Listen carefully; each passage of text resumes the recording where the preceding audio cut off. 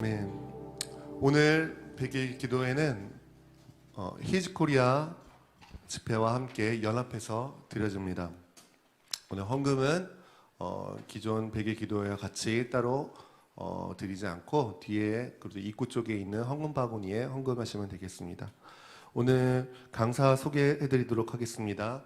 고려대 북한학 박사이시며 전 고려대 트루스포럼 대표이신 조평세 박사님 나오셔서 오늘 메시지 전해주시겠습니다.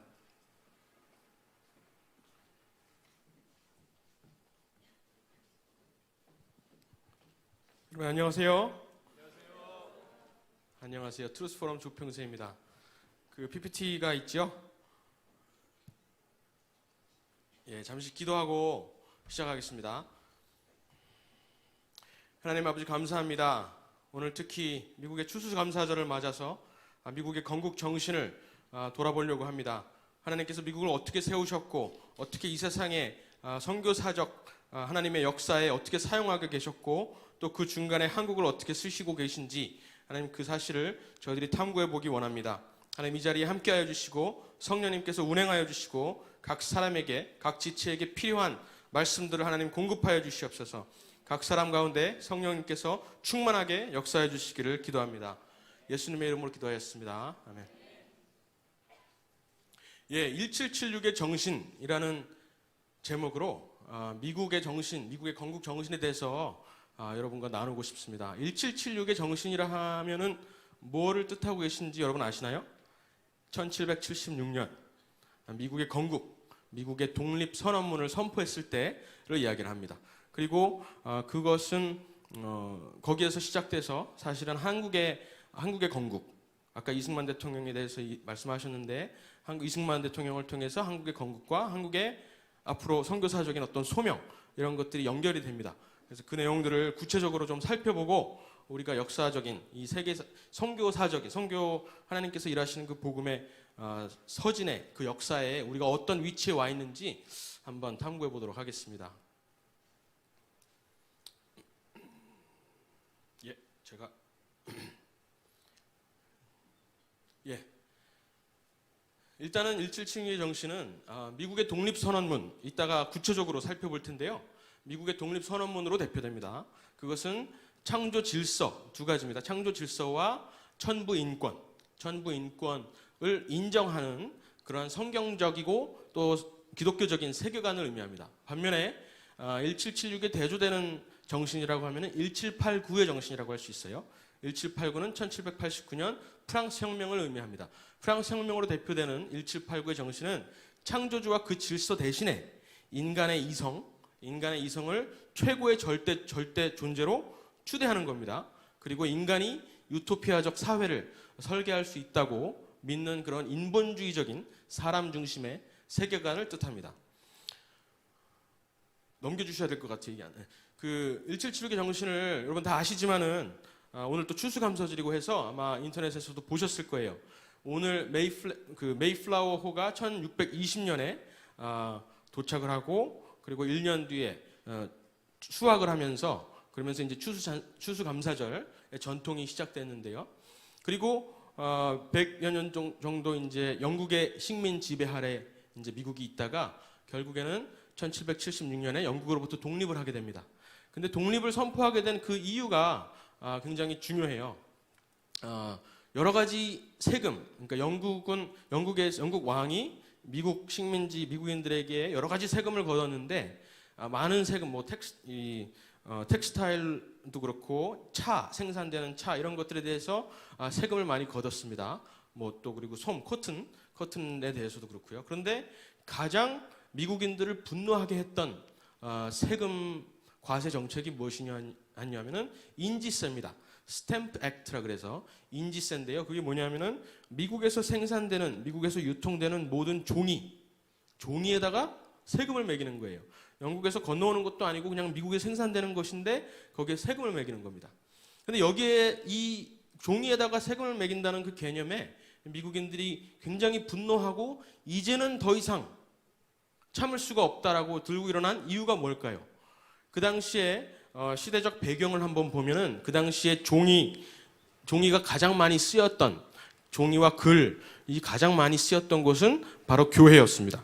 그리고 모든 문헌들 이런 것들이 굉장히 교회에서 유통되는, 교회를 통해서 유통되는 문헌들이 많았어요.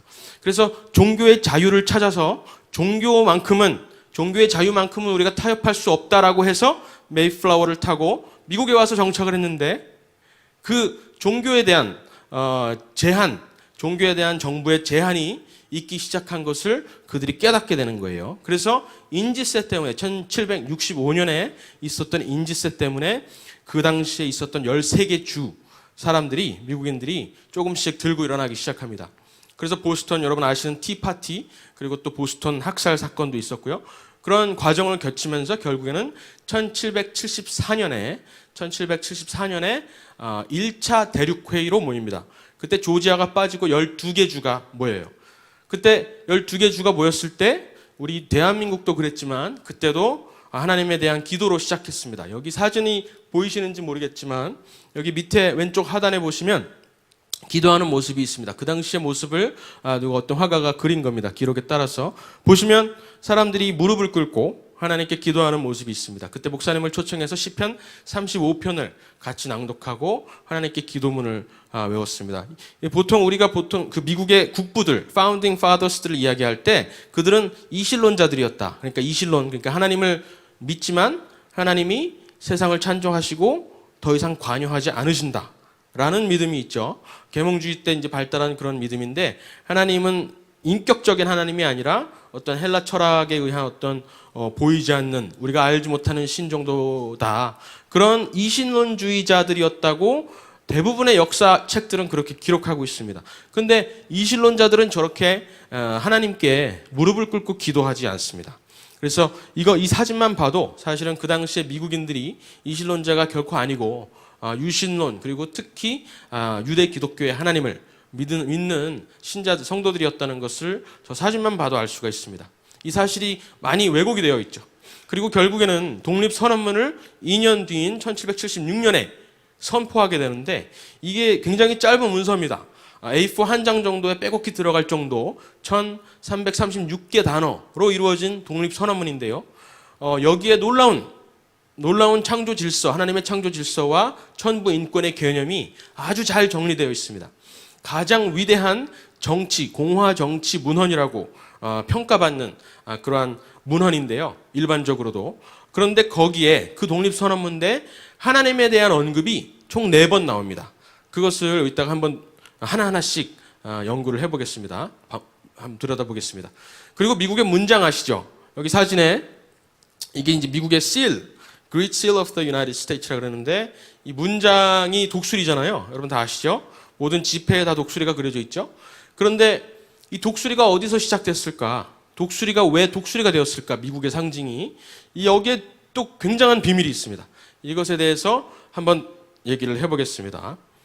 그리고 1863년, 오늘 이제 넷째 주 목요일이, 미국에서는 11월 넷째 주 목요일이 추수감사절입니다. 이 추수감사절을 국가의 공휴일로 제정한 분이 이제 링컨 대통령이에요. 링컨 대통령은 16대 대통령이지만 링컨 대통령은 남북전쟁을 치르시고 결국에는 북부의 승리라 하면은 결국 노예들을 해방하면서 미국의 건국을 완성하셨죠.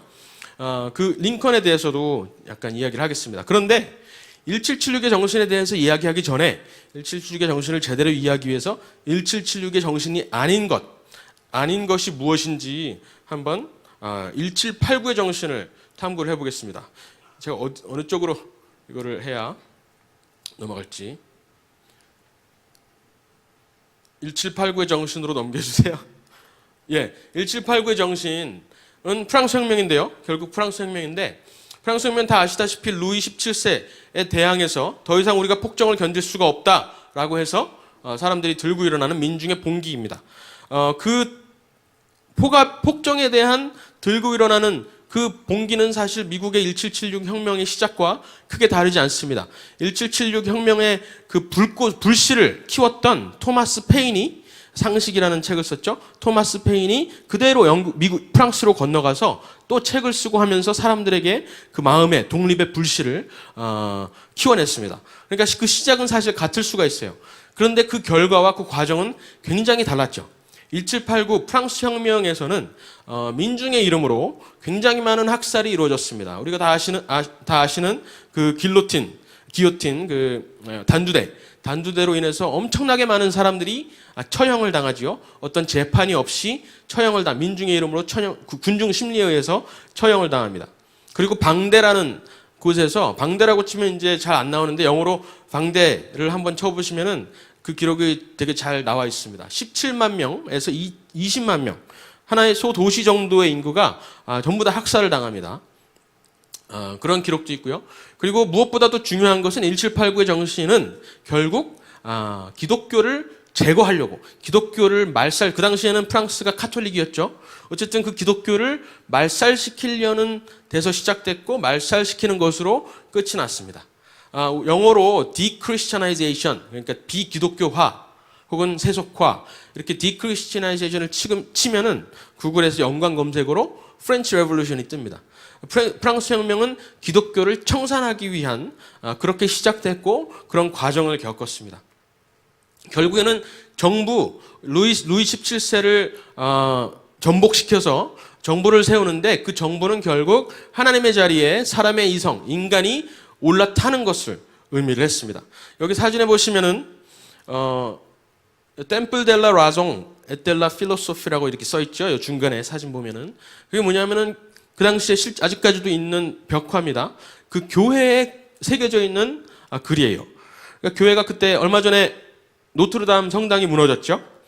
근데 그게 1789년에 프랑스 혁명 때 무너질 위기에 처했었어요. 왜냐하면 교회들을 다 없애야 되니까 로베스피에르라는 선동가가 사람들을 들고 일어나서 모든 교회마다 불을 지르고 교회들을 탈바꿈하기 시작합니다. 근데 노트르담 성당에 와서 이 위대한 건축물을 부시지 말고 여기에다가 하나님이 아닌 인간의 이성을 섬기는 곳으로 만들자라고 합니다. 그래서 저 이름을 보면은 Temple of God, 하나님을 섬기는 신전이 아니라 Temple of Reason, 인간 이성과 Philosophy, 철학, 인간 이성과 철학을 섬기는 신전을 저렇게 다 바꾸게 됩니다. 옆에 있는 벽화도 보이시죠? 그것도 이제 그 당시 프랑스 그 당시 교회 안에 이렇게 벽화가 아직까지도 남아 있습니다. 프랑스 혁명 때 그렸던 그림들. 그런 것들을 보면은 십자가를 제거하고 하나님의 존재를 제거하고 그 자리에다가 인간 이성, 여신으로 상징되는 인간 이성 혹은 삼각골로 상징되는 인간 이성을 올려놓고 그것을 숭배하게 됩니다. 근데 숭배하게 되는데 결국에는 대제사장, 사람들이 카톨릭이니까 이제 미사를 드리고 고해성사를 하러 오죠. 그러면은 결국 고해성사를 그대로 드리는데 중간에 매개체가 필요해요. 결국에는 그래서 선동가였던 로베스피에르가 대제사장의 역할을 합니다.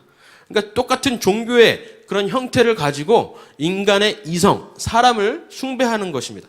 그래서 Cult of Reason, 그리고 Festival of Reason, 이성의 축전이라는 것을 엽니다. 나름대로의 그 인간 이성을 예배하는 그 의식이 끝난 다음에는 축전을 여는데 결국에 그것은 난교 파티였습니다. 그런 식으로 교회의 권위를 무너뜨리고 하나님에 대한 존재를 무시하고 부정하는 것, 그것이 결국 프랑스의 1789 정신이라고 할 수가 있습니다. 그렇다면 또 넘겨주세요. 그렇다면 1789 정신의 그 결과는 어땠을까요? 1789는 결국 실패한 혁명으로 끝났죠. 그래서 실패했을 때 나라를 너무나 큰 피해를 본 나라, 그 프랑스 나라를 다시 결집시키기 위해서 결국 또 다른 독재자 나폴레옹이 탄생을 하죠. 나폴레옹은 결국 그 국가 내부를 정리하지 못하고 그 국민들을 결집하기 위해서 외부로 팽창하는 전쟁들을 일으킵니다. 그럼 결국에는 그 1789 정신의 결과물은 전쟁이었고 독재였다는 것이죠. 그리고 여러분 잘 아시는 1968년 68혁명, 그것도 이제 성혁명이죠. 그 성혁명도 마찬가지로 모든 어떤 도덕 정체성, 어떤 권위에 대한 불복종으로 시작이 되었죠. 그리고 그런 어떤 서구 문명의 가치, 기독교적인 그 가치관을 잃어버리니까 이슬람 세력이 무분별하게 들어옵니다. 그리고 샤리아법을 세우라고 외치기 시작합니다. 이미 한 2040년쯤 되면은 프랑스 같은 나라는 샤리아 칼리프, 이슬람 칼리프 국가가 된다고 지금처럼 계속 진행이 된다면 칼리프처럼 된다는 연구 결과가 많이 있습니다. 여기 이슬람 중간에 보시면은 No democracy, we want Sharia law, we want just Islam 이렇게 말하는 것이 있어요. 지금 이런 이슬람들의 데모가 프랑스에서 이루어지고 있고 프랑스뿐만 아니라 다른 유럽에도 영국에도 그렇게 퍼지고 있습니다. 그리고 그 1789의 정신들이 결국에는 무엇을 낳았냐 하면은 공산주의를 낳았습니다. 1917년에 볼셰비키 혁명으로 인해서 첫 공산주의 나라가 러시아에 탄생을 하게 되죠. 이것도 결국에는 무신론, 하나님을 부정하는 것, 하나님을 거역하는 것으로 시작이 되었습니다. 그리고 그 공산주의는 중국으로 건너가고 북한으로 건너가고 우리 대한민국도 공산화하려는 시도가 1950년에 있었죠. 넘겨주세요. 이 니체가 나중에 이제 신은 죽었다라고 했다는 걸 여러분 잘 아시죠? 이 니체가 했던 뜻이 바로 그거였습니다. 우리 인간 이성이 신을 죽였다라는 뜻이었어요. 그리고 그 자리에 인간 이성을 올려놓았다고 말을 한 것이었습니다. 로베스피에르, 그 당시 프랑스 혁명의 선동가였던 로베스피에르가 가장 좋아했던 인용구가 볼테르의 이 문구입니다.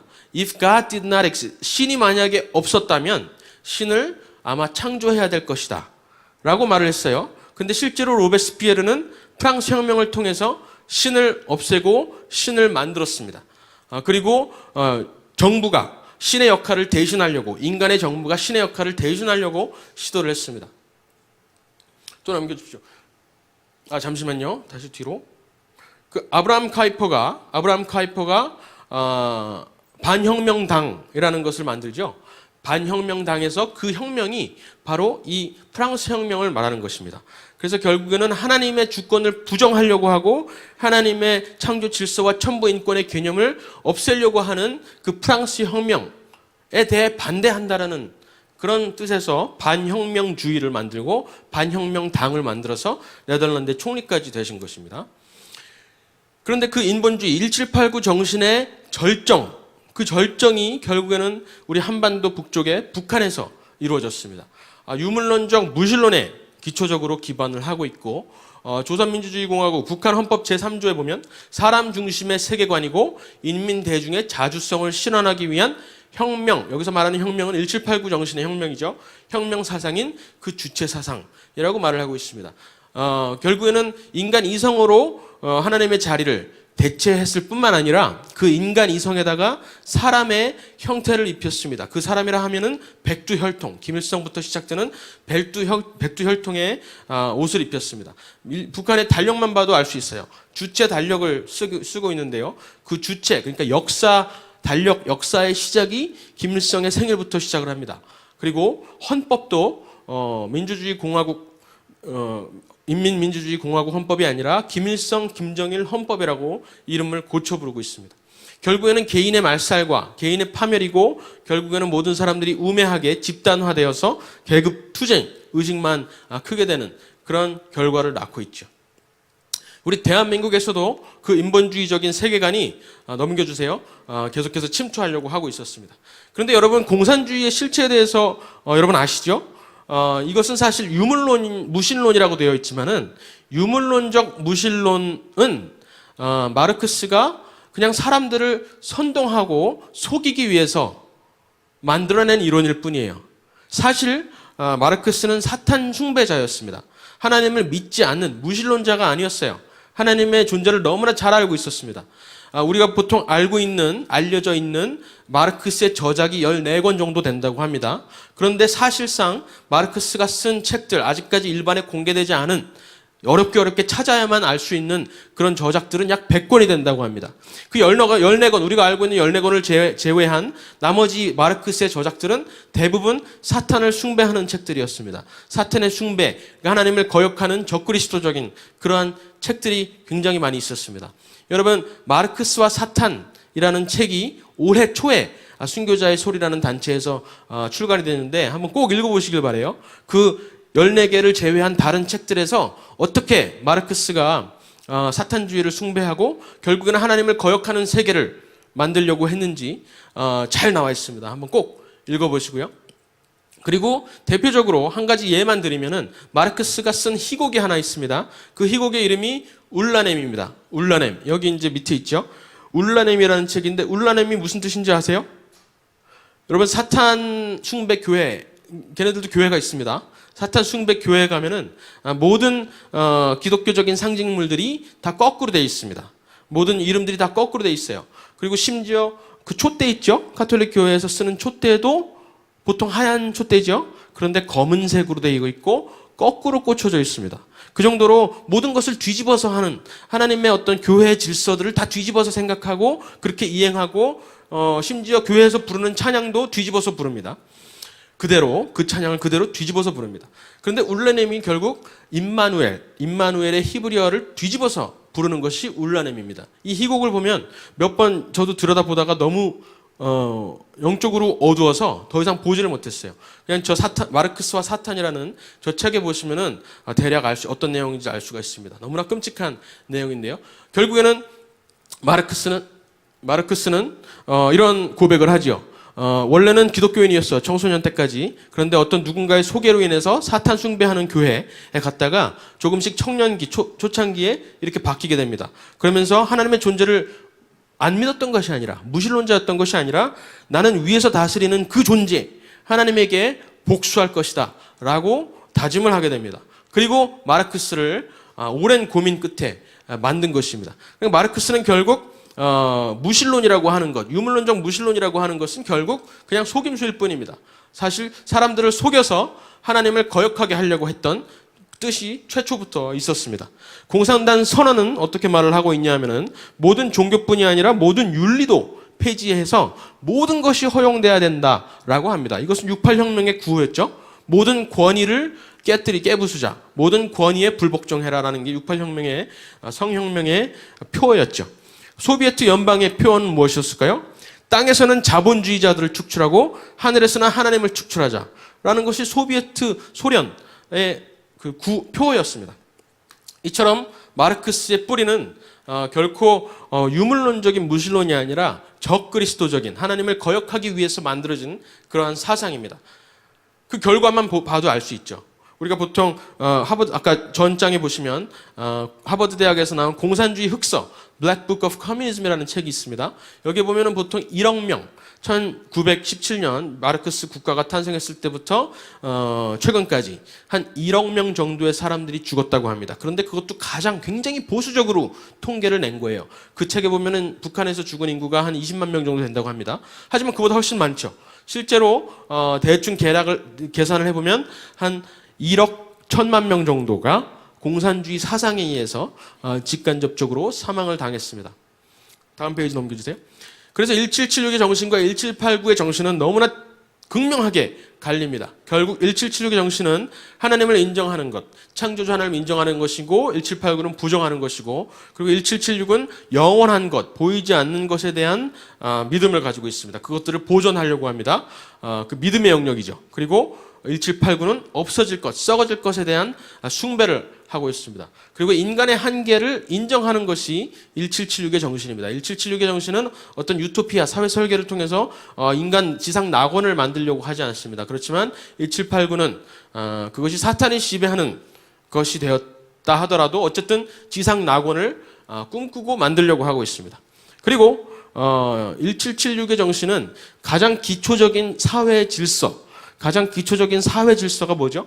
가장 첫 사회가 결국에는 남자와 여자죠. 에덴 동산에서 남자와 여자를 창조하신 그 첫째 사회 질서. 그리고 부모와 자녀.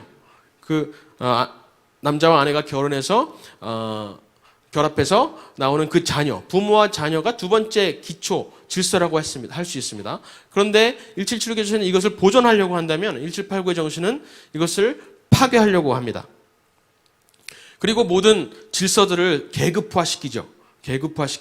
그래서 성도, 남과 여가 아니라 한 56개 정도 계속 늘어나고 있지만 어쨌든 여러 개가 있다라고 하나의 스펙트럼이라고 그것은 사회의 설계일 뿐이라고 사회의 컨스트럭션이라고만 이야기를 합니다. 그리고 창조 질서, 정부에 대한 개념도 다르죠. 1776의 정신은 국가, 나라, 정치, 체제에 대한 생각도 결국에는 창조 질서와 천부 인권을 보존하고 지키려고 하는 그러한 정치 체제를 추구하고 1789의 정신은 그것이 아니라 인간 개인들을 우매하게 만들고 좀비화시키고 그냥 계급 사회로 만들려고 하고 집단화하려는 것이 1789의 정신입니다. 1776의 독립선언문을 보면은 이것은 아까도 말씀드렸지만 자유공화정의 정신을 가장 완벽하다고는 할 수는 없습니다. 우리는 인간의 완벽을 믿지 않기 때문에. 그렇지만 완전하게 담아낸 문헌이라고 할 수 있습니다.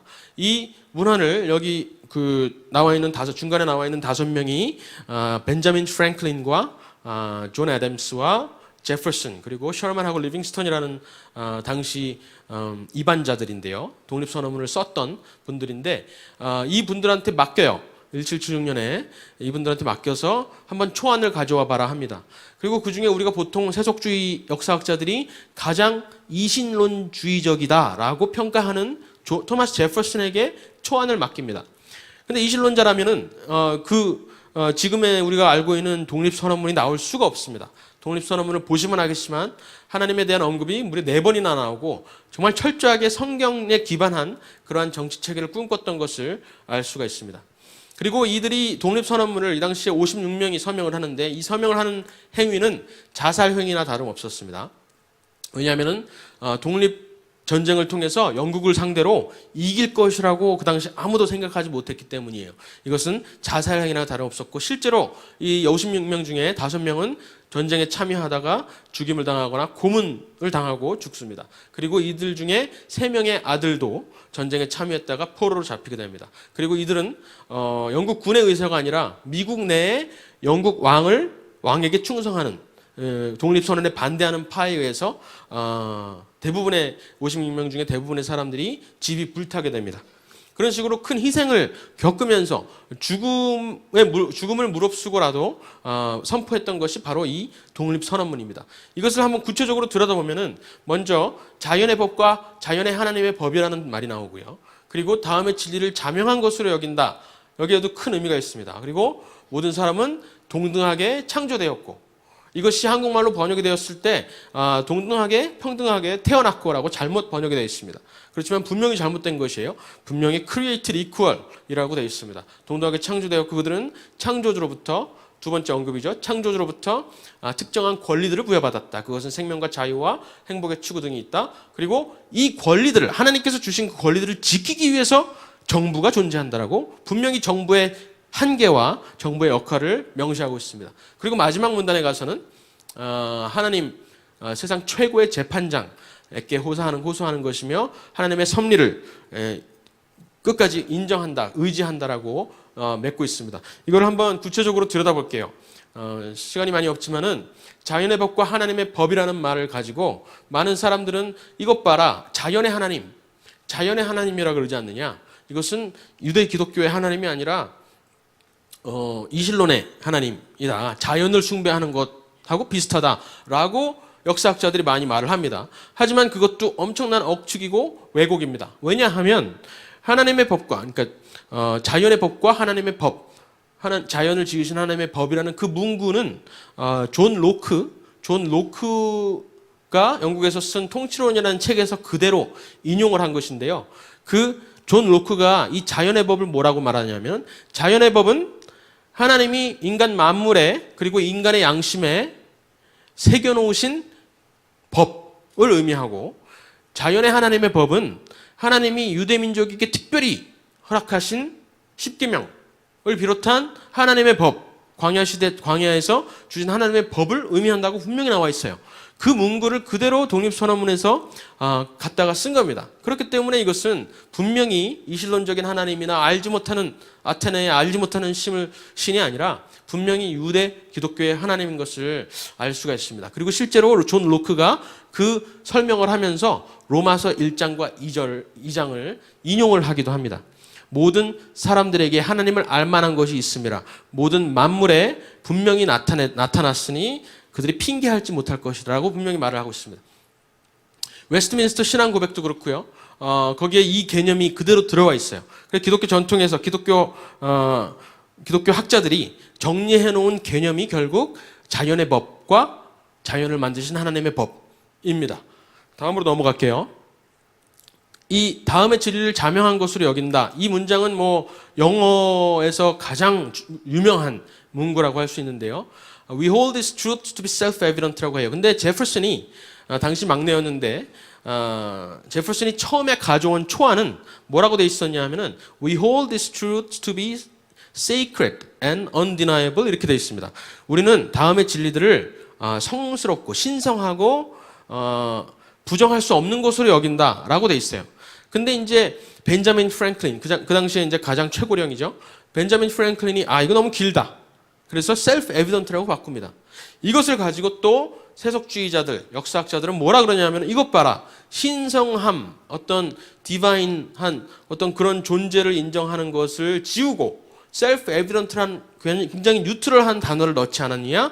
결국 그들은 하나님을 섬기는 것이 아니라 이신론자들이었다라고 말을 합니다. 근데 그것 또한 굉장히 억측이고 왜곡입니다. 넘겨주세요.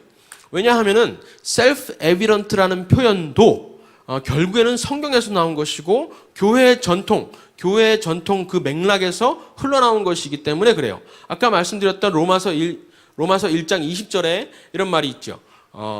하나님의 존재를 아는 것이 그들 속에 보임이라. 그들 속에 보임이라가 이제 그 원어로 보면은 phaneros and autois라고 되어 있는데 이거를 영어로 직역하면 evident in self입니다. self evident예요.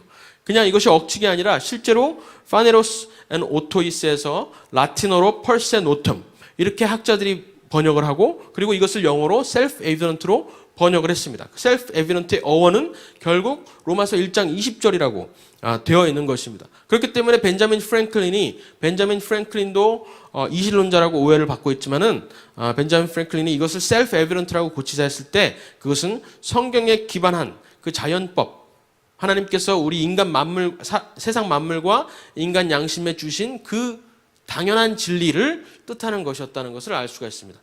넘어가겠습니다.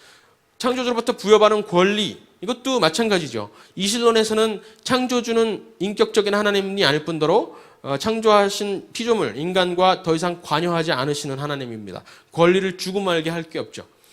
그래서 권리 하나님이 없는 창조주 신이 없는 세상에서의 권리라 하면은 우연에 의한 권리이거나 인간 간의 계약에 의한 권리이거나 힘에 의한 권리입니다. 그래서 하나님이 없는 알지 못하는 신을 섬겼던 이신론자들인 플라톤이나 아리스토텔레스는 가장 좋은 정부를 독재라고 했고 가장 나쁜 정부를 민주정의라고 했습니다. 그렇게 그들이 생각하는 권리는 동등한 것, 모든 인간이 하나님의 형상대로 창조되었기 때문에 누릴 수 있는 그런 권리가 아니라 차별이 있는 힘에 따라서 우연에 의해서 혹은 계약에 의해서 다를 수 있는 그런 권리를 말을 하고 있었습니다. 이것은 여기에서 나오는 모든 인간은 평등하게 창조되었고 그들에게 하나님께서 권리를 부여하셨다라고 하는 말과는 완전히 다른 해석이죠. 그것은 그 밑에 구절이 나와 있는데요. 저 구절들에 다 나와 있습니다. 그리고 그 당시에 이 문구를 정하면서 이 5명의 사람들이 토론을 했던 그 기록이 있는데 그 기록에 보면은 성경의 어디를 참조해서 이것을 결정한다는 그런 기록도 있습니다. 넘겨주세요.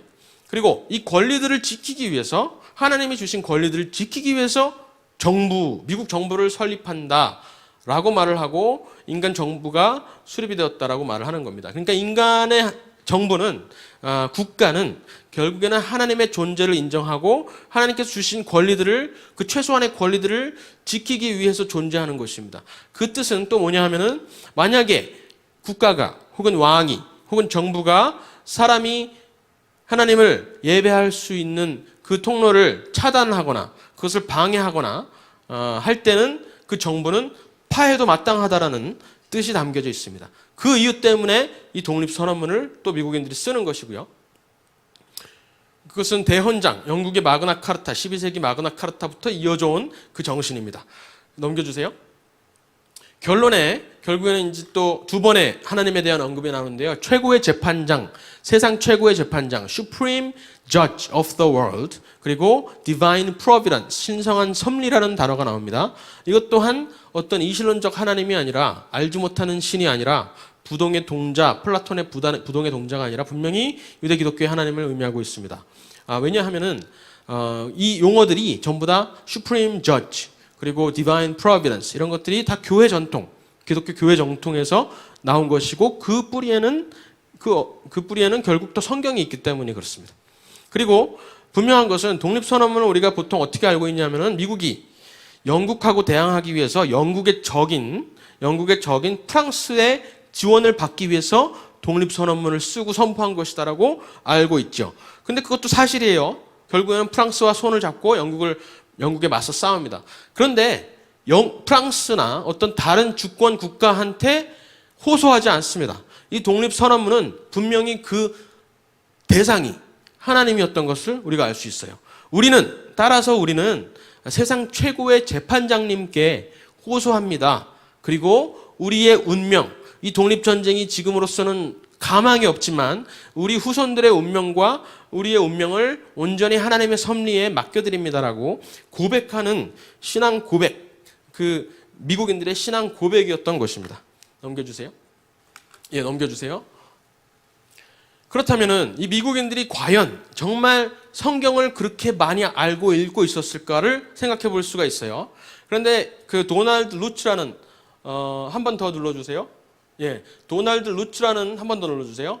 도널드 루츠라는 사람이 그 당시 독립전쟁 1760년부터 1805년까지의 문헌들을 한번 조사했어요. 15,000개의 정치 문헌들을 골라서 이분들이 누구를 가장 많이 인용했을까를 생각을 해봤어요. 도널드 루츠가 생각하기로는 그 당시에 이제 가장 많이 대표적으로 알려져 있었던 영국의 법철학자 블랙스톤 그리고 프랑스의 몽테스키웨 그리고 영국의 존 로크, 아까 말씀드렸죠. 존 로크, 이 세 명 중에 누구를 제일 많이 인용했을까? 이거를 보기 위해서, 순위를 매겨보기 위해서 이 조사를 했던 것이에요. 근데 놀라운 발견을 합니다. 이 세 명보다 압도적으로 많은 인용구가 성경에서 나왔다는 것입니다. 예를 들어서 특히 신명기와 로마서에서 많이 나왔는데요. 신명기의 경우에는 존 로크를 인용한 것보다 2배 가까이 신명기를 인용을 하고요. 그리고 몬테스키웨와 블랙스톤을 합한 인용 개수보다 로마서 그리고 바울 서신들을 인용한 것들이 더 많다는 것이에요.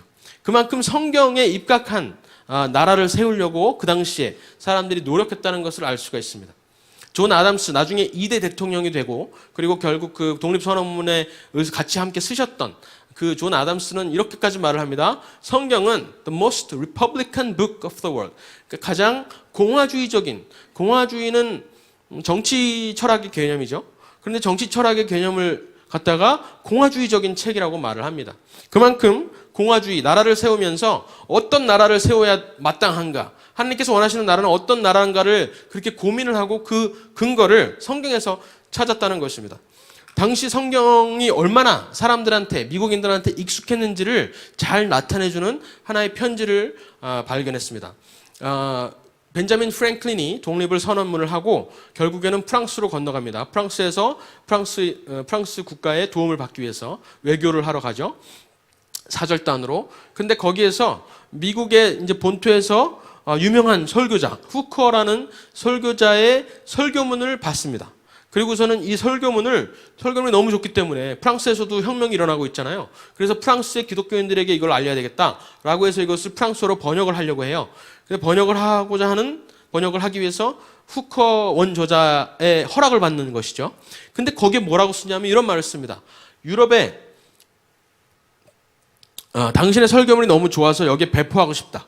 그런데 성경을 너무나 잘 아는 우리 당신 미국인들과 달리 여기 프랑스와 영국의 사람들은 성경을 너무 안 읽어서 이 당신이 말한 말이 성경 어디에서 나왔는지를 알려줘야 된다. 이런 말을 합니다. 그래서 결국에는 후커의 원문에다가 그 여백에 성경 어디 말씀을 적겠다. 그렇게 해도 되겠느냐라고 물어보는 편지인 거예요. 그 말은 뭐를 말하죠?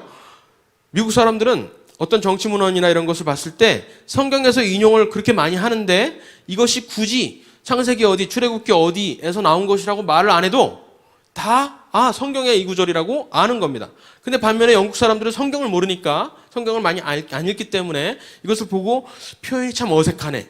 이렇게밖에 생각을 못 한다는 거예요. 그래서 실제로 어디 성경에서 인용했다는 것을 알려줘야 된다는 것이죠. 그 정도로 영국과 프랑스에서는 성경을 많이 안 읽었습니다. 카톨릭 국가고 영국 같은 경우에는 개신교였는데도 불구하고 종교개혁 이후에 개신교였는데도 불구하고 그리고 영어로 라틴어에서 영어로 성경이 번역이 되었는데도 불구하고 그런 상황이었어요. 왜 그랬을까요?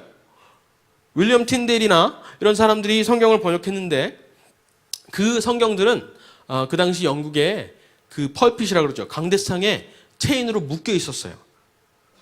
보통 언어인 영어, 서민들의 언어인 영어로 번역이 되었긴 했지만은 그래도 어디 감히 성직자가 아닌 일반 성도들이 성경을 읽는단 말이야 라고 하면서 성경을 강대상에 묶어 놓은 겁니다. 그 정도로 개개인이 하나님의 말씀을 직접 보고 깨달을 수 있는 그런 환경이 아니었던 것입니다. 그러니까 종교개혁은 일어났지만 정교가 일치되어 있었기 때문에 영국의 국왕, 비록 개신교였다 하더라도 영국의 국왕과 종교는, 기독교는 일치가 되어 있었기 때문에 마음대로 일반인이 하나님의 말씀을 스스로 찾아서 하나님의 영감을 받지 못했다는 것이에요. 그렇기 때문에 퓨리탄들, 그 청교도들이 더 이상은 못 견디겠다 하고 영국에서 혁명을 일으키기도 하지만은 일부는 빠져나오는 것입니다. 제네바로 도망가고 네덜란드로 도망가고 결국 미국에 가서 새 땅에서 나라를 건국하는 것입니다. 넘겨주십시오. 성경이 영미권에 미친 영향은 지대합니다. 성경이 없었다면 셰익스피어도 없었을 것이고 존 밀턴 이런 사람들이 없었을 것이라는 연구가 있습니다. 넘겨주세요. 제네바 성경이 중요한데 나중에 한번 찾아보시고요. 시간이 없으니까 넘어가도록 하겠습니다. 그리고 1776년에 독립선언문을 하죠. 그러면 이제 그것은 결국 뭐예요? 영국에 대한 선전포고입니다. 영국에 대해서 전쟁을 하겠다. 우리가 농부들밖에 없지만 정규군밖에 없지만 세계 최강의 해군을 가진 영국을 상대로 우리가 전쟁을 치르겠다라고 자살 선언을 하는 거나 마찬가지죠. 그런데 그 선언을 함과 동시에 영국에서는 함대를 파견합니다. 함대를 파견해서 모든 보급로를 차단을 시키죠. 그래서 보급로를 차단을 시키는데 보급로를 차단시키니까 미국인들이 가장 두려워했던 건 뭐예요? 성경의 보급이 끊겨지는 것을 가장 두려워했어요. 그래서 그때는 이제 제헌국회죠. 독립을 선언하고 헌법을 지을 때까지가 이제 제헌국회, 제헌의회가 이루어지는데 우리나라는 4개월 만에 제헌국회가 있었지만은 미국은 12년에 걸쳐서 제헌국회를 엽니다. 그 제헌국회에서 가장 처음으로 내었던 결의안 중에 하나가 뭐냐면은 성경을 확보해야 된다. 성경 보급로가 끊겼는데 그 성경을 빨리 확보해야 된다. 왜냐하면은 나라를 세우기 위해서 그 공화주의의 근간, 기초적인 지식은 다 성경에서 나오기 때문에 사람들이 성경을 읽을 수 있는 그 통로를 열어줘야 된다라고 말을 합니다. 그래서 로버트 에이킨이라는 사람의 제안으로 인해서 성경을 자체적으로 제작하려고 하지만은 스탬프 액트, 그 인지세 때문에 종이를 생산을 못 하잖아요. 그래서 결국에는 밀수, 프랑스를 건너서 통해서 몇만 권을, 2만 권 정도를 밀수하는 결의안을 거의 최초의 결의안으로 의회에서 통과를 시킵니다. 그리고 나라가 건국하기 전에 1782년에 미국에서 성경을 자체 생산하기로 합니다. 그 정도로 성경은 미국인들에게 있어서 굉장히 빼놓을 수 없는 그러한 역할을 하고 있었습니다. 넘겨주세요. 노아 웹스터 아시죠? 여러분 그 미국의 웹스터 사전 아시죠? 노아 웹스터가 웹스터 사전을 미국의 첫 사전을 만드시는 분인데 이분은 이렇게까지 말을 합니다. 성경은 공화주의의 원칙들의 최고의 원천이고 근간이다. 이렇게 말을 합니다. 기독교의 가치관을 버리거나 파괴하면 공공 질서와 자유와 공화국의 기초가 흔들린다. 이렇게 말을 합니다. 나라의 근간, 특히 미국 1776 정신에 따라서 만든 나라, 미국은 성경에 기반한 성경의 원리에 따른 그런 나라였음을 알 수가 있습니다. 넘겨주세요. 근데 이게 과연 정말 사실일까 한번 들여다봤어요. 그랬더니 실제로 그 당시에 제헌의회 12년 동안 제헌의회를 하면서 우리나라는 예를 들어서 공화주의가 돼야 돼. 우리나라는 권력을 분산시키고 삼권으로 분리를 해야 돼. 이런 논의들을 할 거 아니에요. 근데 이때 그 논의에서 그 속기록들을 보면은 전부 다 그 근거를 성경에서 찾고 있어요. 예를 들어서 대의 정책, representative government에 대한 근거도 과거 영국이 그랬으니까 이렇게 따라하는 것이 아니라 정말 처음부터 시작한다 그랬을 때 나라의 형태는 어떻게 해야 되느냐라고 했을 때 그 근거를 성경에서 찾고 대의 정체로 말을 합니다. 그 대의 정체의 내용이 신명기 1장에 나와 있어요. 출애굽기 18장에도 나와 있고요. 나중에 한번 찾아보시면 되겠습니다. 다음으로 넘겨주세요. 그리고 삼권 분립에 대해서 우리 왜 인간의 권력은 분리돼야 되고 서로 견제를 해야 되고 균형을 맞춰야 되느냐라고 사람들이 토론했을 때 그 근거를 뭐라고 되냐면은 존 아담스 2대 대통령은 예레미야서에서 그 근거를 댑니다. 모든 인간은 만물보다 거짓되고 심히 부패한 것이 사람의 마음이니 사람은 그 한계가 있다. 원죄의 한계가 있기 때문에 사람에게 혹은 하는 집단에게 권력을 그렇게 집중해서 있으면 안 된다라고 하면서 삼권 분립을 이야기를 합니다. 또 넘겨주세요. 그리고 종교의 자유가 있죠. 종교의 자유는 어디에 근거가 있을까요? 이슬람처럼 칼리파이트를 세워서 모두 다 예수님을 믿게 하면 어때요? 카톨릭이 그랬고 영국의 성공회가 그랬죠. 그러려고 시도를 했죠. 그렇게 하면 어떻습니까? 그렇지만은 그것은 하나님의 방법이 아니었어요. 신정 국가를 세우는 것은 국교가 일치한 나라를 세우는 것은 하나님의 방법이 아니었습니다. 하나님은 각 개개인에게 하나님을 닮은 하나님의 형상을 주셨고 각자에게 자유의지를 주셨습니다. 그리고 각자 자유가 하나님을 스스로 선택할 수 있도록 하셨어요. 그 근거도 그 사람들은 미국의 건국 지도자들은 여호수아에서 찾습니다. 여호수아가 요단강을 건너서 가나안 땅을 정복하고 12지파에게 나눠주죠. 그리고서 죽기 전에 하는 말이 나는 하나님을 섬기겠지만 나는 광야에서 우리를 이끌어내신 이 애굽에서 이끌어내신 그 하나님을 섬기겠지만 너희 각 지파 너희 공동체들은 너희들이 누구를 이방신을 섬길 것인지 하나님을 섬길 것인지 선택하라 라고 종교의 자유의 선택권을 줍니다. 여기에서 그 종교의 자유의 근거를 미국인들은 찾았던 것입니다. 넘겨주세요. 이 그리츠도 너무나 위대합니다. 이 1776년 7월 4일 독립기념일이죠. 그때 독립선언문을 선포를 합니다. 전쟁 포고를 한 것이죠.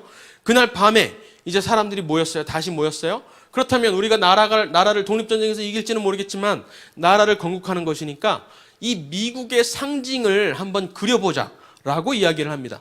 그래서 5명 독립선언문을 썼던 그 5명 중에 2명 리빙스턴하고 설먼 앤 벤, 벤자민 프랭클린하고 존 아담스하고 제퍼슨이 모여서 그날 저녁에 이 문양을 만듭니다. 이것이 최초의 미국 문장의 도안입니다.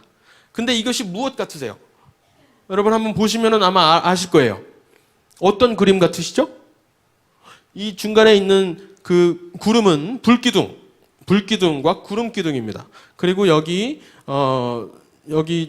인물과 여기 사람 무리들은 모세와 유대 민족이고요. 그리고 이 강에서 죽임을 당하는 사람들은 홍해에서 죽임을 당하는 애굽 군사들, 병사들이에요. 그러니까 출애굽을 말하는 것이죠. 출애굽의 형상을 그대로 따서 이것은 유대 민족이 아니라 미국의 상징이 될 것이다라고 초안을 만들어 놓은 겁니다. 이분들이 이 미국의 국부들이 얼마나 성경을 가까이 하고 그리고 그들의 정체성을 어떻게 인식했는지를 우리가 알 수 있죠. 우리가 보통 미국과 유태인들의 관계, 미국과 이스라엘의 관계가 도대체 어떻게 그렇게 끈끈하냐? 아랍 국가들 중에 유일한 민주주의 국가이기 때문에 전략적으로 미국이 필요한 것이 아니냐라고 정도로만 그렇게 생각을 합니다. 혹은 유태인들이 미국에서 로비를 했기 때문에 친이스라엘이 될 수밖에 없는 것이냐 아니라고 단순하게 생각합니다. 하지만 그게 아니라 그보다 훨씬 깊은 뿌리가 있었던 것이에요. 미국인들이 스스로 영국에서 독립했을 때 그들의 정체성을 이스라엘 민족과 비슷하다고 생각했던 겁니다. 애굽에서 탈출하는 이스라엘 민족, 그리고 앞으로 40년 동안 광야에서 나라의 정부를 실험해보는 그런 테스트 기간을 거쳐서 나라를 완성하는, 가나안 땅에 들어가는, 요단강을 건너서 가나안 땅에 들어가는 그런 모습을 스스로 상상했다는 것이에요. 넘겨주세요. 그런데 독수리잖아요. 지금 문장은 독수리잖아요. 그렇다면은 이 초안 7월 4일 날 이 문안을 제안을 하죠. 이 3명의 위원회들이. 그런데 결론은 이런 과정을 거쳐서 이것으로 결론이 납니다. 이게 그 건국을 하기 직전이에요. 그러니까는 10몇 년 만에, 10년 정도 만에 이 독수리로 결정을 한 것입니다. 근데 왜 이스라엘 민족에서 독수리로 바뀌었을까요? 여기에도 성경의 근원이 있습니다. 출애굽기 19장에 보면은 내가 애굽 사람으로부터 어떻게 너희들을 독수리 날개 위에 얹어서 구해냈는지를 너희들이 기억해라. 여기에서 독수리로 선택을 한 겁니다. 십계명과 또 출애굽 32장에도 그런 말이 나오죠. 독수리의 상징은 하나님께서 직접 독수리는 내가 너희들을 어떻게 애굽에서 건져냈는지를 기억하라라고 주신 표징이에요. 그것을 나라의 국가의 미국의 문장으로 삼은 겁니다. 넘겨주세요. 그리고 그렇게 건국이 된 1789년에 프랑스가 혁명이 일어날 그때죠. 그때 미국은 헌법을 완성하고 건국을 합니다. 초대 대통령으로서 독립전쟁의 영웅이었던 조지 워싱턴이 일대 대통령이 됩니다. 선거가 아니라 만장일치를 통해서 되지요. 그때 조지 워싱턴이 성경에 손을 얹고 선서를 하는 전통을 만들어냅니다. 물론 그 전통은 영국에서부터 이어지는 전통이었어요. 모든 선서를 하기 전에 성경에 손을 얹고 전통을 하는 겁니다. 거기까지는 그렇다 하더라도 마지막에 취임 선언을 하죠. 대통령으로서 이러한 권리를 지키겠다. 나라의 권리를 사람들 권리를 지키겠다 하고 마지막에 원래는 없었던 문구를 즉흥적으로 조지 워싱턴이 내뱉습니다. 그것이 바로 So help me God 이라고 말을 합니다. 그러니 내가 이 임무를 맡으려고 하니 하나님 도와주세요. 이것은 아직까지도 그 전통으로 남아서 모든 대통령이 취임 선서를 할 때 So help me God을 마지막에 붙이죠. 그리고 취임 연설을 하기 전에 우리 이승만 대통령도 1대 취임식에서는 안 하시지만 2대 취임식 때 기도를 하셨던 것을 우리가 볼 수 있는데요. 조지 워싱턴도 취임 연설을 하기 전에 하나님께 기도를 드립니다. 그리고 취임 연설이 끝난 다음에 그 자리에 참석했던 전원이 다 같이 필라델피아 그 인근에 교회에 가서 예배를 드립니다. 넘겨주세요. 그렇게 나라가 선포가 되고 그 해, 그러니까 1789년 10월 3일에 조지 워싱턴은 감사의 날을 선포합니다. 지금의 Thanksgiving이죠. 추수의 감사절이라고 되어 있는데 Thanksgiving 날을 선포하는데 그때 말씀하시는 그 도입부가 아주 흥미로워요. 뭐라 그러시냐면 전능하신 하나님의 섭리를 인정하고 하나님 창조주를 인정하고 그 뜻에 순종하며 그 행위에 감사하며 그 혜택에 감사하며 그 보호하심과 은혜를 겸손하게 간구해야 하는 것은 미국의 의무가 아니라 모든 국가, 모든 나라의 의무다라고 말씀을 하십니다. 그러니까 미국의 의무 정도가 아니라 모든 나라와 민족의 의무는 하나님 창조주 하나님을 인정하는 것이라고 고백을 하는 것이에요. 그렇게 추수감사의 날을 선포했지만 2대 대통령 존 애덤스까지는 이어졌지만은 3대 대통령인 제퍼슨에 의해서 약간은 그 감사의절에 대한 전통이 없어집니다. 그리고 감사의절을 기념하지 않기 시작해요. 그러면서 하나님의 창조주에 대한 그 의식을 조금씩 잃어가기 시작합니다. 그러다가 결국에는 남북전쟁을 맞게 되는데요. 남북전쟁이 의미가 깊은 것이 무엇이냐면은 초대 국부들이 미국의 파운딩 파더들이 그 당시에 독립선언문을 말을 쓸 때 All men are created equal. 그러니까 모든 사람은 평등하게 동등하게 창조되었다라고 말을 했을 때 그 모든 사람에는 흑인들이 포함이 되어 있었어요. 그 당시에 사람들이 토론했던 것을 보면은 흑인들은 어떻게 할 것이냐. 흑인들도 하나님께서 창조하신 피조물인데 똑같은 인간인데 이 문제를 어떻게 해결할 것이냐라고 토론을 하는 게 나옵니다. 그렇지만은 그 문제를 잠시 접어두자. 언젠가는 하나님께서 이것 때문에 진노하시겠지만은 이것을 지금 우리가 거론하면은 나라 건국이 안 되기 때문에 일단은 접어두자. 그러나 언젠가는 하나님께서 이것에 대해서 우리를 심판하실 것이라고 그리고 언젠가는 우리가 이 노예 문제를 해결해야 될 것이라고 고백을 합니다. 근데 그것이 87년이 지나서 링컨에 의해서 해결이 되는 것이에요. 그래서 우리가 보통 미국의 국부들이라고 하면은 파운딩 파더라고 하면은 1대부터 5대 대통령을 말을 하고 그 당시에 독립선언문과 헌법에 서명을 했던 56명의 사람들과 뭐 그 당시에 정치학자들을 이야기해요. 그런데 16대 한참 세대가 지나서 80년이 지나서 링컨을 파운딩 파더 그러니까 국부라고 여기는 이유가 바로 여기 있습니다. 바로 링컨이 미국의 건국 1776에 시작되었던 건국을 1863년에 남북 전쟁을 통해서 희생을 치러서라도 노예들을 해방시키면서 건국을 완성했다는 것이죠. 이것은 우리 지금 현재 대한민국과 굉장히 비슷한 상황입니다. 우리는 보통 북한을 상대로 우리가 싸우고 있다고 하지만 당시 미국에도 남부 주들을 상대로 싸운다고 했지만은 사실은 남북전쟁이 아니었어요. 영어로, 한국말로는 남북전쟁이라고 부르지만은 영어로 남북전쟁을 Civil War라 그럽니다. 남북전쟁이라는 표현을 쓰지 않아요. 남쪽하고 남부 노예주들하고 싸우는 거는 물론이고 북부에서 이념전쟁을 한 겁니다. 과연 우리 미국이 모든 사람은 평등하게 창조되었다라는 그 명제를 우리가 지킬 것이냐, 아니면 노예들은 제외하고 건국을 반쪽의 건국으로 만들 것이냐 라고 그 당시에 싸웠다는 것입니다. 지금 대한민국의 상황이 어떻죠? 우리가 북한하고 싸우고 있나요? 대한민국 내에서 이념 전쟁을 하고 있습니다. 모든 사람은 평등하게 창조되었느냐? 북한 사람들, 북한 동포들은 하나님께서 똑같이 창조하신 그 똑같은 권리를 가지고 있느냐를 가지고 우리는 대한민국에서 싸우고 있는 것입니다. 그런 면에서 우리는 링컨이 그랬던 것처럼 1948년에 이승만이 세우셨던 그 나라를 이제는 완성 혹은 제2의 건국을 해야 되는 때가 왔다라고 할 수가 있습니다. 링컨의 게티스버그 연설을 보면은요, 너무나 놀라운 뜻이 담겨 있어요. 링컨의 경우에는 시편, 특히 모든 성경을 거의 다 외우다시피 했어요. 특히 시편을 거의 다 외웠습니다. 실제로 다 읊었어요. 그런데 링컨의 게티스버그 연설을 쭉 한번 훑어보면은 굉장히 짧은 연설입니다. 193단어밖에 안 돼요. 이 연설을 보면은 시편 90편의 문맥과 은율과 그런 것들을 그대로 옮겨 놓은 것이나 다름없습니다. 이렇게 시작을 하죠. Fourscore and 7 years ago, our forefathers, 우리의 선조들이 forefathers, 나라를 세웠는데 어떤 명제의 나라를 세웠냐 하면은 all men are created equal. 모든 사람들이 평등하게 창조되었다라는 명제 위에 나라를 세웠다. 그런데 그 명제가, 그 국가 정신이, 건국 정신이 지켜질 수 있을지를 지금 우리가 테스트하는 그라운드, 이 전투 현장에 와 있다라고 고백을 합니다. 그 고백은 시편 90편에서, 시편 90편이 모세가 쓴 것이죠. 모세의 심정을 그대로 반영을 한 것인데요.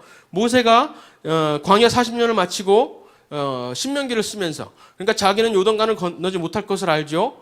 오로지 여호수아를 필두로 후손들이 요단강을 건너서 나라를 세울 것을 압니다. 자기는 약속받은 땅을 받지 못하는 거예요. 그 심정에서 신명기를 쓰면서 시편 90편을 씁니다. 그때 고백하는 말이 무엇이냐면은 인간의 연한이 70년, 잘하면은 80년밖에 안 되는데 그래서 하나님께 간구하지 않을 수가 없습니다. 인간은 태생적인 한계가 있기 때문에 인간이 날 계수함을 가르쳐 주소서.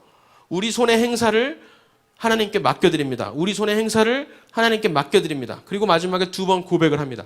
이 심정이 링컨의 심정이었던 거예요.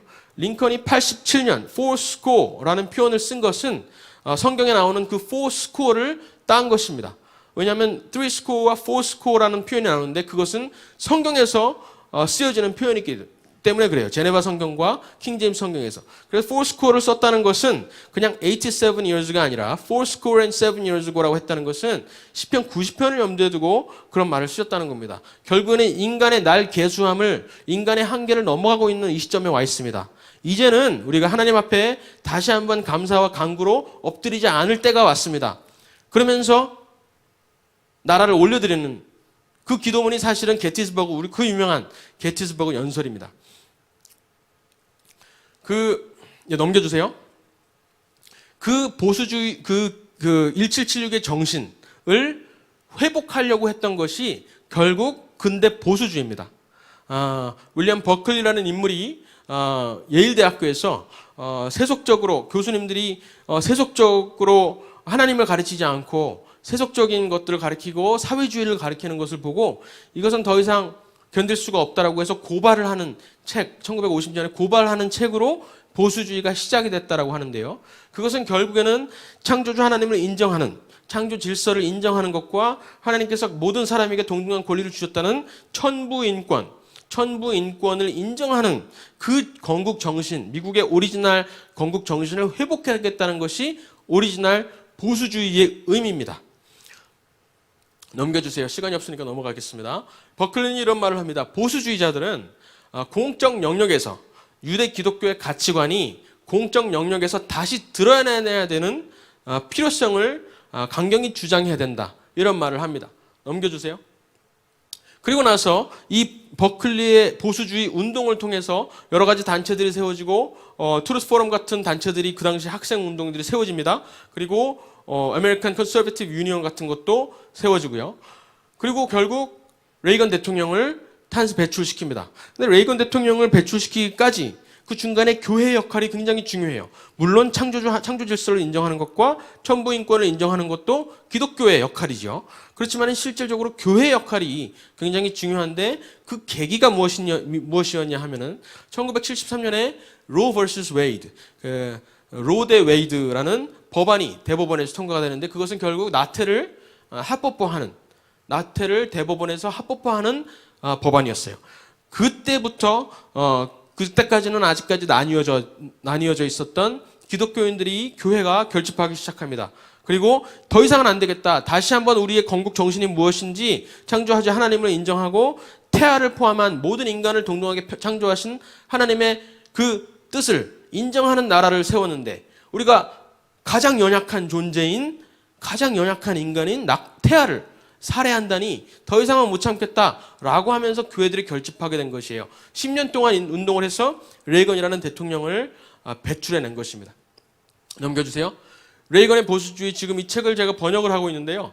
레이건은 보수주의라는 사전에서 보수주의를 딱 찾았을 때 레이건의 사진만 딱 있어도 과언이 아니다라는 말이 있을 정도로 레이건은 현대 근대 보수주의의 표본이 되고 있습니다. 그 레이건의 어떤 정신들, 레이건의 생각들을 11가지로 정리를 한 것인데요. 가장 첫 번째가 자유지요. 그런데 그 자유는 1789 정신에 의한 자유. 그러니까 사람이 쟁취해서 사람의 뜻대로 쟁취해서 뺏어서 사람들을 죽일 수 있는 자유가 아니라 1776의 자유. 그러니까는 하나님의 창조주를 인정하고 그 하나님께서 주신 자유를 인정하는 자유라는 것입니다. 그래서 두 번째 원칙이 자유와 같이 떨어뜨릴 수 없는 신앙이라는 것입니다. 기독교 신앙을 두 번째 이유로 두었어요. 그리고 가정, 그리고 생명의 존엄성. 여기는 이제 낙태 만대를 이야기하는 것이죠. 캘리포니아 주지사 시절에 레이건 대통령이 캘리포니아 주에서 낙태를 통과시킵니다.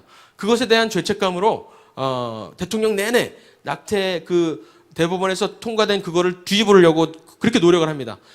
대통령 임기 중에 대통령이 책을 쓰신 경우가 유일하게 레이건밖에 없습니다. 레이건은 임기 중에 논문을 쓰시고 책을 하나 출간을 하시는데 그 책의 이름이 뭐냐면은 Abortion and the Conscience of a Nation. 그러니까 낙태와 나라의 국가의 양심이라는 책을 쓰십니다. 그러니까 낙태를 하면서 생명을 경시하는 문화가 점점 많아질수록 그것은 그 생명을 살해하는 것을 넘어서서 국가의 기본이 되는 국가의 토대가 되는 그 인간 양심을 망가뜨리는 것이 된다라는 취지의 논문을 쓰기도 하십니다. 그리고 Founding Fathers들의 지혜와 건국 정신이죠. 그런 것들을 그 원칙 중에 하나가 있고요. 또 여러분 잘 아시는 힘을 통한 평화 그리고 반공주의 그런 것들이 있습니다. 넘겨주세요. 이 사실을 이 미국의 민주주의의 성공 사례를 토크빌이라는 사람이 미국을 여행하면서 깨닫습니다. 프랑스 사람인데요. 프랑스에서 혁명이 실패한 것을 경험하고 근데 미국은 성공했다는 소식을 듣고 미국 전역을 순회하면서 공무원이었어요. 미국 전역을 순회하면서 그 이유가 무엇인지 민주주의가 성공한 이유가 무엇인지를 찾습니다. 그 이유를 어디서 찾냐면은 시골의 교회에서 찾습니다. 프랑스의 교회들은 영국의 교회들은 전부 다 성경을 아무나 못 읽어요. 성직자들만 읽을 수가 있고 일반인들에게 하나님의 은혜들이 전달이 안 됩니다. 성령님의 역사하심이 없는데 미국의 경우에는 모든 사람이 킹제임스 성경을 가지고 있을 뿐만 아니라 예배에 가보니까 교회에 가보니까 그냥 영국 성공회처럼 기도문을 읽고 정해져 있는 설교문을 읽는 것이 아니라 사람들이 직접 기도하고 자기의 목소리를 내서 하나님께 고백하는 그 광경을 목격한 거예요. 그러면서 민주주의의 토대가 바로 여기 있구나. 민주주의의 토대는 도덕, 개개인의 도덕이 될 수밖에 없는데 그 도덕심은 신앙에서 나올 수밖에 없다는 것을 안 것입니다. 그 결론을 이 미국의 민주주의라는 책에서 내고 있는 것이에요. 민주주의는 결국 다수지배, 우리가 다수결의 원칙만 알고 있지만은 그것은 투표는 우리가 뭐라 그러죠? 민주주의의 꽃이라 그러죠. 민주주의의 뿌리가 아니라는 뜻이에요. 민주주의의 뿌리가 아닙니다. 민주주의의 뿌리는 성경이고 하나님을 인정하는 그 태도입니다. 그래서 민주주의는 다수 지배 체제가 아니라 독립 개인의 자유를 향유하는 체제라고 말을 하는 것입니다. 이것을 우리 기독교적인 말로 바꿔볼까요? 모든 민주주의는 모든 개개인이 하나님을 인격적으로 만날 수 있는 통로를 제공하는 것이 공화주의이고 민주주의라는 것이에요. 정치의 목적이 바로 여기 있습니다. 모든 사람이 멸망치 않기를 원하시는 그 하나님의 뜻을 이루기 위해서, 그 권리를 지키기 위해서 있는 것이 정부인데, 정부가 해야 할 일은 바로 그 권리들, 개개인이 자유를 찾아서 하나님을 스스로 고백할 수 있게끔, 성경을 읽고 고백할 수 있게끔 해는 그런 체제를 민주주의라고 말을 하는 것이죠. 그 사실을 토크빌이 깨달았는데, 여러분 이제 잘 들어주세요. 놀라운 사실이 있습니다. 이 토크빌이 미국 전역을 순회해서야만 깨달았었던 그 진리를 아시아의 어떤 왕조, 그것도 망해가는 어떤 왕조의 감옥에서 이 모든 사실들을 깨달았던 인물이 있습니다. 바로 이승만 대통령이에요. 한성 감옥에서 1903년에 100년이 넘기 전에 한국 조선 땅을 한 번도 벗어나지 않은 그분이 지금 제가 지금까지 설명드린 1776의 정신과 1789의 정신의 차이, 미국 혁명과 프랑스 혁명의 차이, 그리고 어떻게 하나님을 인정하는 것이 나라의 근간이 되는지, 그리고 성경이 결국 모든 공화주의의 원천이 되는지 그 사실을 다 깨달았던 것이에요. 그것이 독립정신에 보면은 그대로 나와 있습니다. 여러분 이호 목사님 통해서 이승만에 대해서는 너무나 잘 아시기 때문에 이제 빨리 넘어가겠습니다. 넘겨주세요. 이승만 대통령 넘겨주세요. 이승만 대통령 이렇게 말씀하시죠. 독립정신, 감옥에서 쓰신 그 독립정신의 결론에 보면 이렇게 나옵니다. 창조주를 인정하는 그 태도가 있어야만 두려운 마음으로 사람이 죄를 짓지 못하고 감사한 마음으로 착한 일을 하지 못한다는 이야기를 합니다. 이것은 결국 토크빌이 미국을 순회하고 깨달았던 결론이었습니다. 또 넘겨주세요. 그리고 이런 말씀하시죠. 그 당시 과목에서 쓰시는 어떤 기고문에서 교회가 결국 모든 정부의 근간이 될지라고 또 말씀하십니다. 넘겨주세요. 그리고 한국 교회 핍박이라는 책에서도 그런 말씀을 하십니다. 또 넘겨주세요. 그리고 종교개혁으로부터 카톨릭 체제에서 벗어나서 인간 개개인이, 성도 개개인이 하나님의 말씀을 직접 보고 하나님을 만날 수 있는 그 만인 제사장, 그 이론을 통해서 개인이 깨어나고 그 칼뱅주의, 그 정신에 의해서 세워진 나라가 미국이라는 사실, 이것을 이승만 대통령은 감옥에서 이미 깨달으셨어요. 여기 이런 내용이 있습니다. 결국 프로테스탄트 교회를 온전히 세워 사람마다 자유롭게 성경을 공부하며 직접 하나님께 기도할 수 있도록 만들었다. 결국 이후로 200년 동안 루터가 시작한 개신교가 정치 제도를 개혁하기에 이르나니 영국과 프랑스, 미국 각국에 정치적 대혁명이 일어났고 오늘날 구미 각국의 자유를 누리는 모든 행복의 시작이 바로 여기다. 이런 말을 하십니다. 분명하게 그 종교의 개혁이 만들어낸 그 국가, 미국이라는 국가의 그 맥락을 정확하게 파악하고 계셨던 것입니다. 넘겨주십시오. 이승만의 혁명가는 이렇게 또 나와 있습니다. 시간이 없으니까 넘어가겠습니다. 그리고 결국 대한민국은 그때 이승만 대통령을 알고 계시죠. 미국이 1776년에 1789년에 헌법을 만들 때 노예를 해방하지 못했기 때문에 반쪽 건국이었던 것처럼 우리 대한민국도 1948년 이승만 대통령이 나라를 세우실 때 반쪽이었습니다. 여러분 잘 아시죠? 의회에 300석을 두고 북한의 100석을, 북한 사람들이 차지할 100석을 공석으로 놔뒀습니다. 그렇게 반쪽으로 시작된 대한민국입니다. 그랬기 때문에 1950년에 6.25가 터졌을 때 이승만 대통령은 이것을 절호의 찬스로 여겼습니다. 대한민국의 건국을 완성할 기회라고 봤습니다. 그래서 북진 통일을 외치셨던 것입니다. 그리고 결국에는 중국의 개입 때문에 그 북진 통일을 못 이루시고 휴전협정이 일어나자마자 첫 공개 석상에서 하신 말씀이 이것이죠. 여러분, 북한에 계신 여러분, 당신들을 구하는 것, 북한에 계신 동포들을 구원하는 것은 우리 대한민국의 근본 목표가 될 것입니다. 라고 말을 하십니다. 그런데 우리나라 대한민국 사람들한테만, 조선 사람들한테만 그렇게 말씀하셨지, 54년에 다음 해에 미국으로 가서는 넘겨주세요. 이렇게 말씀하십니다. 여러분, 우리 대한민국 살려주셔서 감사합니다. 북한을 그러나 해방하지 못한 것, 북진하지 못한 것, 여러분 회개하셔야 됩니다. 거기서 더 나아가서 여러분 중국이 지금 공산주의로 넘어갔는데 중국을 공산 치하로 내버려 둔 것도 여러분은 회개해야 되고 결국에는 이 공산주의 중국과 여러분은 맞닥뜨리게 될 수밖에 없을 것입니다라고 말을 하십니다. 그것이 지금 반세기가 지나서 트럼프 대통령을 통해서 다시 결국에는 중간에 닉슨이나 이런 사람들을 통해서 데탕트를 통해서 뭔가 잘 같이 좀 해보려고 소련과 중국과 사회주의와 공존을 해보려고 하지만 실패를 하죠. 결국 중국을 공산주의 사회주의로 놔뒀는데 결국에는 소련은 무너뜨렸지만 그 중국과 사회주의 중국과 맞닥뜨리게 될 수밖에 없는 현실이 지금의 현실인 것입니다. 그렇다면 대한민국의 위치, 이 중국에 붙어있는 중국이라는 대륙에 붙어있고 또 미국의 그 건국 정신을 이승만 대통령을 통해서 그대로 이 땅에 심어주신 그 의미를 우리가 여기서 찾을 수가 있습니다. 중국 결국 사회주의를 열 수 있는 키가 바로 한반도에 있다는 것이에요. 지금 홍콩 민주주의 얼마 전에 그 김성훈 기자님 통해서 홍콩의 민주주의가 어떻게 기독교 정신으로 시작했는 것을 여러분 알고 계시죠? 물론 그것이 모든 혁명에는 1776의 정신과 1789의 정신이 공존합니다. 그렇기 때문에 항상 경계를 해야 돼요. 인간 스스로 쟁취하고 폭력적으로 하려고 하는 그런 것들을 경계해야 됩니다. 그래서 홍콩도 아직까지는 위험한 위치에 있지만은 어쨌든 그 시작은 기독교 정신, 모든 자유를 아는 하나님을 예배할 수 있는 그 자유를 향유했던 홍콩 사람들의 열망이었습니다. 대한민국과 지금 홍콩 그리고 중국의 위협을 받고 있는 대만이 그 전략적인 위치를 우리가 차지하고 있습니다. 결국에는 1776의 정신은 서진을 하고 있다라고 볼 수가 있어요.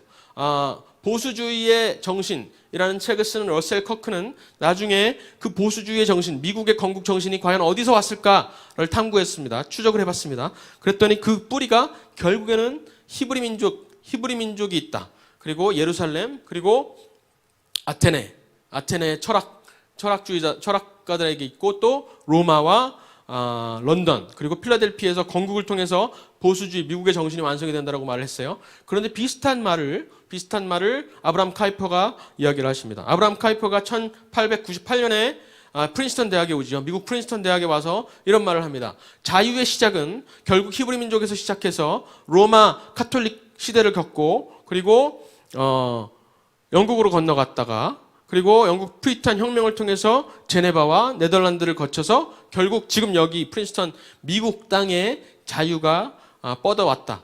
그리고 여기서부터는 또 다른 어떤 나라로 갈 것이냐, 그 자유의 서진이 계속해서 이어질 것이냐를 우리가 생각해 봤을 때 하나님의 뜻이 어디 있을까 생각해 봤을 때 바로 이 미국 땅은 다른 나라와 달리 민족 국가가 아니라 여러 민족이 공존하고 같이 섞이는 그런 다문화 민족이잖아요. 그래서 그 미국에서 바로 피들이 섞이면서 혼혈 commingling of blood라는 표현을 쓰십니다. 사람들의 피가 섞이면서 여러 민족으로 자유의 정신, 1776의 정신이 퍼져나갈 것이다라는 말씀을 하세요. 그렇게 됐나요? 그렇게 됐다고 할 수 있죠. 미국에 유학생으로 오신 바로 그 프린스턴 대학교, 아브라함 카이퍼가 그 설교를, 그 강연을 하셨던 그 프린스턴 대학교, 프린스턴에 1898년에 그 강연을 하시고 바로 10년 뒤에 이승만 대통령이 유학생으로 프린스턴에 옵니다. 그리고 그 칼뱅주의의 영향을 받았을 수밖에 없습니다. 그 당시에 그 아브라함 카이퍼를 통해서 칼뱅주의가 붐이 일어났기 때문에 칼뱅주의를 몰랐을 수가 없어요. 그 영역 주권론과 그리고 반혁명주의를 몰랐을 리가 없습니다. 그 정신을 이어받아서 이승만이 나라의 건국을 구상한 것입니다. 그리고 대한민국을 세우신 것입니다. 그렇게 중요한 위치가 우리 이승만 대통령을 통해서 대한민국의 자유민주 공화국으로 세워주신 것입니다. 우리가 보통 복음의 서진이라고 말을 하죠. 복음의 서진. 예루살렘에서 땅끝까지 했을 때 그 땅끝은 결국 다시 예루살렘으로 돌아오는 것인데 그 복음은 유럽을 통해서 강을 건너서 바다를 건너서 미국을 건너서 아시아로 지금 퍼지고 있다. 그것이 우리가 보통 지금까지는 선교사들의 확산, 대한민국이 선교사를 그렇게 많이 파송했던 그런 역사를 통해서 해석을 했었어요. 그런데 그것뿐만을 의미하는 것이 아니었습니다.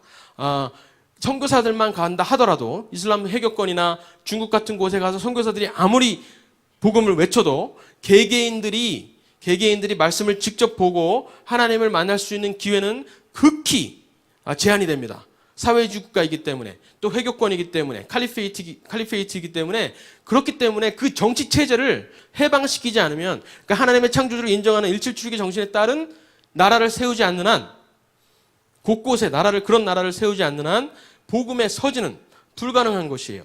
그렇기 때문에 정치 체제가 중요한 것입니다. 그렇기 때문에 대한민국의 지금 우리의 입장이 너무나 중요한 것입니다. 하나님의 뜻이 어디에 있는지를 우리가 알 수가 있습니다. 시간이 많이 돼서 다음 장 넘겨주시고요. 이제 기도를 하고 마치도록 하겠습니다.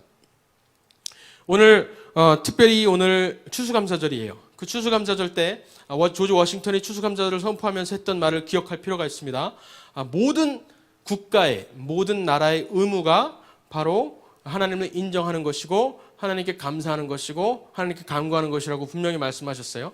조지 워싱턴이 미국 대통령으로서 미국에만 해당하는 말씀을 하시지 않았습니다.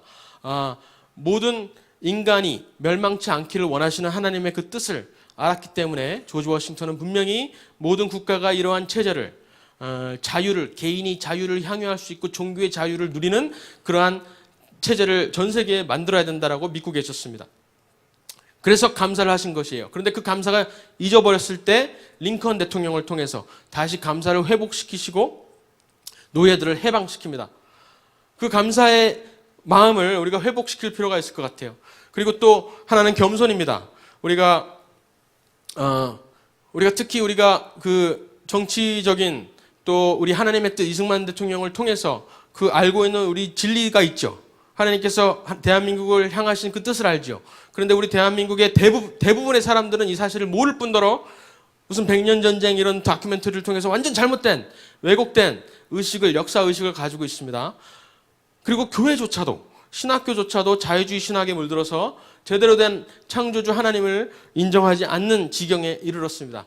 그런 상황들을 볼 때 우리가 너무 답답하고 너무나 분노하고 너무나 화가 나고 짜증나는 경우가 우리 지금 현 상황입니다. 그래서 나라가 분열이 되어 있는 상태죠.